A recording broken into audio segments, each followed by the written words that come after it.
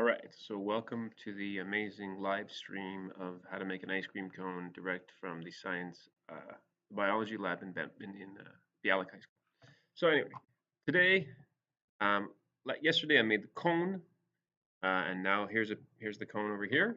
Made this in the previous video. Now I'm gonna make the actual ice cream ball, and this is gonna be a good exercise in displacement. How to use displacement. So this is going to be pretty short. I'm going to show you how to basically make the ball and use displacement maps to make all this crazy looking texture. So the first thing is to look at the actual ice cream. In my vast research of ice cream cones, I've noticed that when you scoop an ice cream, the part that is in the scoop is spherical and it kind of has these broken up lines in it where the ice cream is kind of cracked. And then when you shove it onto the ice cream cone, it breaks up and you have this broken up stuff around the side of the ice cream cone. So this is going to be kind of a replication of that. And then I guess in the next video, I'll do like a little bit more detail. But for now, just do the ice cream ball. So the principal shape is, of course, a sphere. So I'm going to add a sphere. Oh yeah, I better put my screencast keys. Screencast keys. Always got to have those. Okay, so I'll put my sphere, Shift A, UV sphere. And since my whole cone was already in the middle of the in the origin 0, 0, 0, it kind of added it in the proper place. But I could have just moved it around if it didn't. So I am going to move it around. I'm going to make it a bit bigger first of all, and GZ to move it up a little bit. Maybe I'll scale it down a little bit. Okay. So I'm going to do shade auto smooth as usual. All right, so I'm going to kind of assess. I probably need to move it up a little bit because the rim going to kind of take up part of the sphere. Okay, so I moved it up. Now I'm going to go into edit mode and I'm going to go into face mode here and I'm going to select these two loops of faces, and maybe before doing that I'm just going to move it up even a little bit more. Okay, those two loops of faces, and I'm going to extrude those to make the basic shape of this rim here. So extrude, and I'm going to press extrude, scale, Shift Z.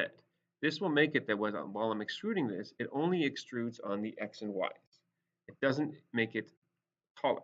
So let's say I just extrude E and then S. That still would be okay. I would be extruding it like that. There's several ways I could do this. That's probably fine. So what I did again is now that it was selected, I wrote E, and immediately I press scale. And now this is pulling this out, pulling the extrusion out and scaling it. And I can move it back and forth. If I press scale again, like this. And I notice I have a proportional editing on. So it's a little bit moving the other vertices too. I guess I can turn it off. All right, so now that I've kind of scaled this, make it a little bit larger. And now I'm going to bevel it. So I'm going to go into edge mode. I'm going to take this edge here, that edge there, and I'm going to bevel them. Control B, and I'll add maybe like a loop, something like that, so that it's kind of softer. All right, so let's see how that looks over there. Of course, it looks very strange. Maybe I'll do the bevel with one more edge loop, so it's a bit softer. Okay, all right, that's okay. And I'm actually going to Control plus, or let me do that the manual way, select more. So I get this whole ring. And I'm going to make sure I'm on face mode here. So this is the whole rim of the ice cream. First of all, I kind of want to move it. I'll stick with that for now. Before moving on, now that I have this selected, I'm going to make a vertex group out of this rim. Because you're going to see, I'm going to need to separate the ice cream into this rim part and to the ball, because there's different textures. So to make a vertex group, which saves those faces, it saves a record of those faces, I press this, data, this green triangle, and I go vertex groups plus. I'm going to call this one rim. And I'm going to press assign. And now, if I deselect this, whenever I want to select this, I just press select, and seemingly nothing happens. That was interesting. I'll go back and do this again. I selected that. I'm going to assign this. I'm going to make sure this worked. Yeah, that worked this time. I don't know what happened the first time. So basically, whenever I want to select that rim, I just press select, and now I have that selected. Now I'm going to invert my selection by doing Control and I. Now it selects everything but the rim. So I want to make a new vertex group. Plus, I'm going to name this one ball, for the ice cream ball.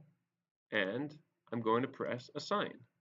So now that all that stuff, including the bottom, which I don't really need, but I don't really care for this point, all of that is called the ball. So I select that, and that selects the ball, and I select that, and that selects the rim. You're going to see how this is going to be useful. All right, so far it just looks like a hat, but now we're going to put these modifiers on it. So first thing I need to do is I'm going to go to the modifier tab. I need to add several things. First of all, I'm going to add what is called a multi-resolution modifier. Multi-resolution. This is going to give me the ability to have different subdivision levels. You're going to see why that's important. All right, cool. And so I've added that multi-resolution modifier. Before anything, I'm going to subdivide this. You see that it's very low poly. I need more polygons to do what I'm going to do. So I'm going to subdivide this. I'm going to press the subdivide button. I'll do it 3 times. And you don't see it, but now this has a very fine polygons, very small polygons. All right, you'll see why this is useful in a second. I'm going to add another modifier, search. I'm going to add displace. Displace. And it looks crazy as always. Whenever you put the displacement modifier, it just blows everything up. But soon we're going to fix that. So I'll turn this off for a second so it doesn't look so ridiculous. And I'm going to have to put a specific texture so that I have my, I'm going to start with the broken up part here. So first of all, I'm going to assign this displacement map to the rim. So it only affects the rim. If I turn it on, now the rim's getting big, but it's not affecting the cone. So I'm going to turn this back off. What I'm going to do is I'm going to assign a broken up texture to push it off in different directions. So I'm going to click New, and I get this thing that says texture whatever. You probably will, yours will say texture 1. I'm going to write rough breakup. Rough breakup. Now, so far it doesn't do anything. It just does this, which is like what is going on. I have to choose which texture I want to apply to displace it. So I'm going to go to this checkerboard thing, and I'm going to go to my rough breakup, and what I want to do is I want to add something called a cloud texture. So here you have the name of the texture, which is what, so you can identify it. I want to put this clouds.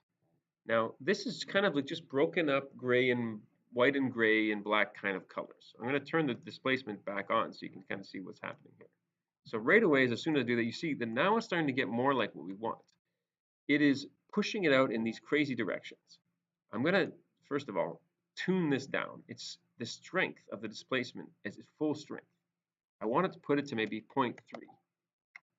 Now it's just pushing it off into kind of random shapes, which is cool because that's actually like exactly what we want.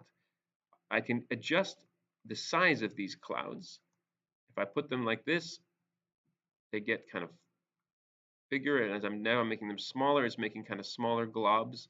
I kind of want this one to be sort of the big globs, so maybe I'll keep it like that. We'll see after, maybe a little bit less. All right, so I'll keep it something like that. And I'm actually going to make it a tiny bit stronger, 0.4. So it's really pushing it off into these weird directions that would have been really difficult to sculpt. Maybe that's a bit too strong, 0.3. Okay, now I'm going to add another thing on top of that. So duplicate. Now it's just duplicated exactly the same texture. I don't want that. I want to make a new texture. So I'm going to change this to detail breakup. Okay, I'm going to go back here and I'm going to make a new texture. So this is called detail breakup. It's still on the rim. I'm going to go here and I want to go choose detail breakup. So now I want to do smaller clouds because I want this to be more like the smaller parts. So I'm going to lower the size. And you see what's happening is it's putting the displacement on top of the first one. I have now 2 layers. Make it a bit smaller. Okay, so let me go back to my displacement. First of all, let me make sure everything's okay here. This is, the first one should be rough breakup. The second one should be detail breakup. That's good. That's what we have. Now in the detail breakup, that's the little guys. I might want to make this a little bit less crazy. And maybe I'll make this one also a little bit less crazy. Maybe I'll make this one a bit more. Let's see.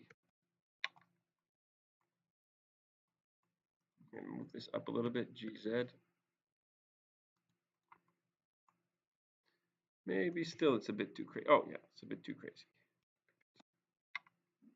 And I'll make the detail breakup, rough breakup, detail breakup a bit smaller. So it's more like kind of frosty stuff. And then I'll tone that way down because it's too strong.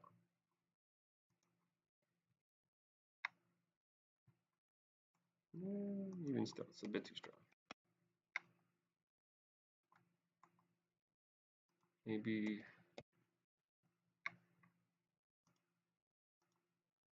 that's why, because the first one was, they were both on detail breakup. I don't want that. A little bit more. Okay, that's kind of cool. Maybe a little bit less than that. 1.5. Okay, perfect. Great. So that's, for now, I'm going to kind of leave it at that. Maybe I'll just do this slightly also a little bit less.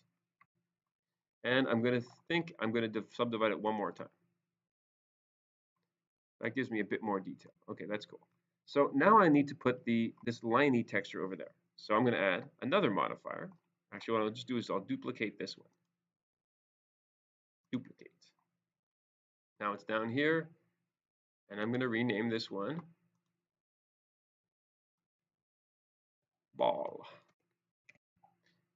And I'm going to assign it to the other vertex group, ball.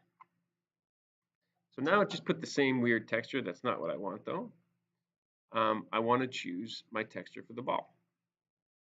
And I don't want the same broken up stuff. So I'm going to go to my little checkerboard here. And I'm going to go to where it says ball. And now I don't want clouds. What I want is this, image or movie. This allows me to put an actual texture map. So don't worry that it got all weird. It's going to change. Open up, and I have downloaded I uploaded a texture map onto Google Classroom, which is called Food Height Map. It's there on the post with the rest of the ice cream. So I'm going to load this map. It's a bunch of lines, basically. And you see, as soon as I did that, some lines appeared. So that's on. Let me go back and fix things up. Let me go and kind of just make sure everything's what it's supposed to be. The first one is supposed to be rough breakup. The second one is supposed to be detail breakup, and the third one's supposed to be ball. So far it looks pretty good, but to make these lines in the right direction, I'm going to switch this here. It says coordinates local. I'm going to switch it to UVs, and now it's going to be more like that, which is what we want. All right, so now we have a basic broken up ball. The other thing I'm going to do is, this ball, you notice, has become smaller with the displacement. It's shrunk it. That's because the mid-level is set to 0.5, which means well, I'll explain in another video why it's shrunken down. I'm going to change the mid-level to a little bit lower, and you're going to see the ball is going to get larger, and it's not going to shrink it so much. It's going to keep the same displacement, but the ball won't get so small. The ball won't get so small. And maybe here I'll do the same thing, mid-level down a little bit, so it doesn't shrink it quite so much. And so far we have a pretty decent base for doing an ice cream. When we come back, the next video, I'll move this around by sculpting it a little bit and we'll do some color on it. But this gives you already a pretty good broken up ice cream cone kind of thing. Displacement maps. Very cool, very useful.